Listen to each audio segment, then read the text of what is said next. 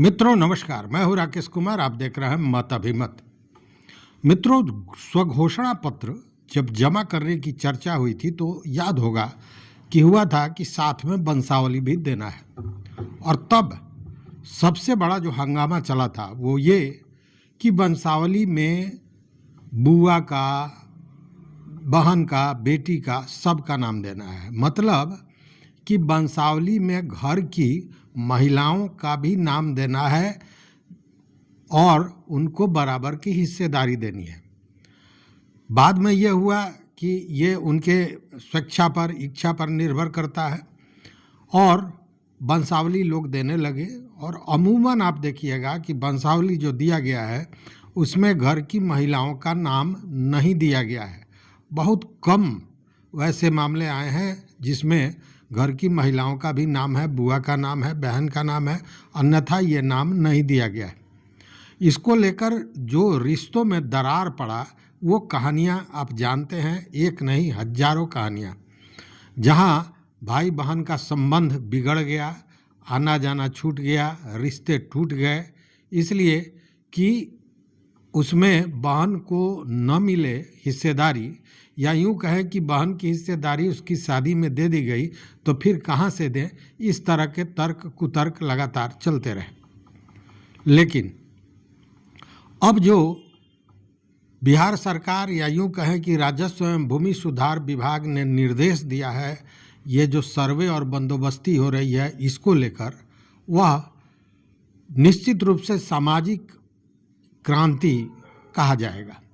सामाजिक क्रांति जिसमें महिलाओं को बराबर का अधिकार और महिला सुरक्षा, या यूं कहें कि लैंगिक समानता को लेकर एक बहुत बड़ा निर्देश दिया गया है। निर्देश यह दिया गया है कि बेटियों को भी पैतृक संपत्ति में भाइयों के समान अधिकार होगा। अब जो खतियान होता है, मतलब भू रिकॉर्ड होता है, उसमें भी बेटियों का नाम दर्ज करना है। वंशावली में जो आप नाम दे रहे हैं, जो घर की बुआ है, बहन है या बेटी है, जो हिस्सेदार हो सकती है अपने भाइयों के बराबर, उनका नाम अब खतियान में भी शामिल किया जाएगा।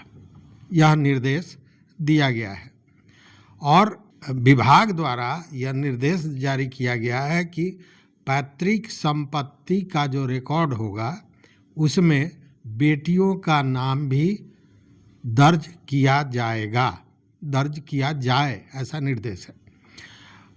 अब आप कहिएगा कि निर्देश आया कहाँ से? तो एक्चुअली ये आदेश जो है वो आदेश बिहार विशेष सर्वेक्षण एवं बंदोबस्त अधिनियम 2011 के आलोक में दिया गया है।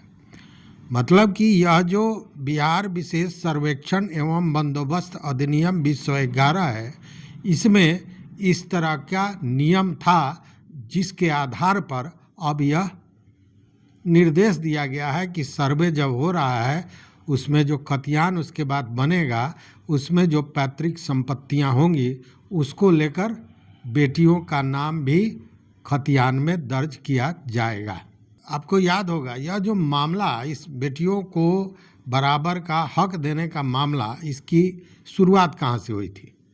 इसकी शुरुआत हुई थी सुप्रीम कोर्ट से, जिसमें सुप्रीम कोर्ट ने बाज़ाब्ता कहा था कि हिंदू उत्तराधिकार अधिनियम 2005 से इसकी व्याख्या की गई थी और व्याख्या में ये पाया गया था कि संयुक्त हिंदू परिवार की पैतृक संपत्ति में बेटियों का भी पुत्र के बराबर ही अधिकार होगा। यह सुप्रीम कोर्ट का कहना था और उसके बाद 11 में यह अधिनियम बना था और उसी के आलोक में अब यह निर्देश दिया गया है। इस कानून के अनुसार 20 दिसंबर 2004 के बाद से सभी बेटियां भी को-पार्टनर यानी सह अधिकारिणी होंगी, मतलब बराबर के हिस्सेदार होंगी। अब यह मामला उठता है कि आखिर जो पुराने मामले होंगे उसमें क्या होगा। तो इसके लिए यह कहा गया है कि पुराने मामलों जो 20 दिसंबर 2004 के बाद जो हो रहा है उसमें तो उनका नाम भी दर्ज होगा, बराबर की हिस्सेदारी का उनका अधिकार होगा।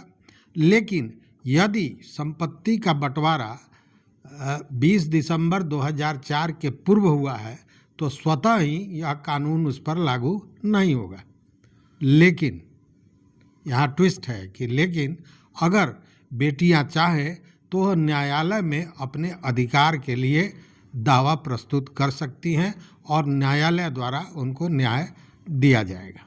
तो अब आप समझ गए होंगे कि वंशावली में जो बेटियों के नाम देने की बात चल रही थी शुरू से ही, उसके पीछे मूल कारण यही था कि बजाबता बिहार विशेष सर्वेक्षण एवं बंदोबस्त अधिनियम 2011 में इस तरह का प्रावधान किया गया था और इसी के लिए ये बार बार हो रहा था। लेकिन वंशावली, चूँकि वंशावली को लेकर तमाम तरह के विवाद शुरू हो गए थे, तब विभाग ने कोई लिखित तो नहीं कहा था, लेकिन इस तरह की बातें होने लगी कि ठीक है, अगर बेटियों का आप नाम दे दीजिए, उसमें अधिकार का मामला नहीं बनता है, चूँकि आपसी बंटवारे का मामला है। अगर बेटियां नहीं चाहती हैं तो आप बेटियों से लिखाकर इस तरह का दे दीजिए कागज़ कि मुझे इससे, इस संपत्ति से कोई मतलब नहीं है, तो बेटियों में वो नहीं बांटा जाएगा। और संपत्ति बांटने का अधिकार भी परिवार को ही कहा गया कि यो आपका विवाद है कि उसमें आपको क्या करना है, नहीं करना है, मतलब किसको कितनी हिस्सेदारी देनी है, ये परिवार का काम है। लेकिन उसके बाद से ही ये तमाम तरह की जो विवाद थे वो शुरू हो गए, आपसी रिश्ते में खटास आने लगी और कई तरह के मामले आए। कई बेटियों का नैहर से संबंध टूट गया। ये तमाम तरह की बातें हैं, वो सारी चीज़ें जानते हैं आप, चूँकि ये नई बात नहीं है। लगातार इस तरह का चीज़ आपके आस पड़ोस, घर परिवार में देखने को मिला होगा और मिल रहा भी है। लेकिन यह जो फैसला है निश्चित रूप से सामाजिक रूप से एक क्रांति ही कहा जाएगा और बेटियों को आगे बढ़ाने, मतलब महिला सशक्तिकरण को लेकर भी ये बहुत बड़ा इसको माना जा सकता है एक मील का पत्थर। तो इस वीडियो में बस इतना ही। देखते रहिए मत अभिमत मित्रों, इस पर अपना विचार जरूर दीजिएगा, क्योंकि जो विचार आते हैं एक नहीं, आप तो अकेले विचार नहीं देते हैं ना, आप बहुत सारे लोग विचार देते हैं। तो जो विचार आता है वह निश्चित रूप से कहीं ना कहीं दिशा निर्देश का काम करता है और उस आधार पर फिर आदमी की, सरकार की या लोगों की सोच बदलती है। तो बताइएगा ज़रूर। अगर चैनल पर नए हों या चैनल को अब तक सब्सक्राइब नहीं किया तो सब्सक्राइब कीजिए, लाइक कीजिए, दोस्तों के साथ शेयर कीजिए और अपना विचार जरूर दीजिए। बहुत बहुत धन्यवाद, कोटिशः आभार।